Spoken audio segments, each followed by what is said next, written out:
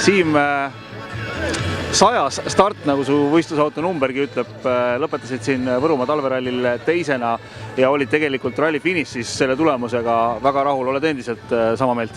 Oi kindlasti, et mingisest hetkest olin ma juba selline rohkem tundus, et ma pean seda enda kolmandat kohta kaitsma hakkama. Aga 5.–6. katsel sai võetud kokku ennast ja mõeldud, et nüüd või mitte kunagi. Ja sealt hakkas see vaikselt ribumööda tulema ikkagi tagasi kiirus. Mis hommikul probleemiks oli? Ei oskagi nüüd täpselt öelda, et esimene katse tundus nagu, et kõik oli õige, aga samas seda päris õiget kiirust ei olnud. Teine katse oli väikene refi probleem, et meil viskas katse lõpus seal manseti maha, mis tähendas umbes 4-5 sekundit kaotust.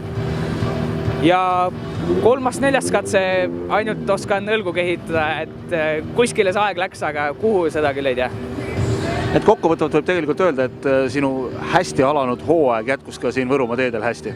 Kindlasti, et minu raamatus on see 3-3, et midagi enam paremat tegelikult tahta ei saagi. Ja üldvõit on küll Võrumaal veel võtmata, aga ehk järgmine kord ja ehk ka kunagi saab R5 autoga proovida siin võidu sõita ja siis äkki on see veel kergem, kes teab. Aitäh!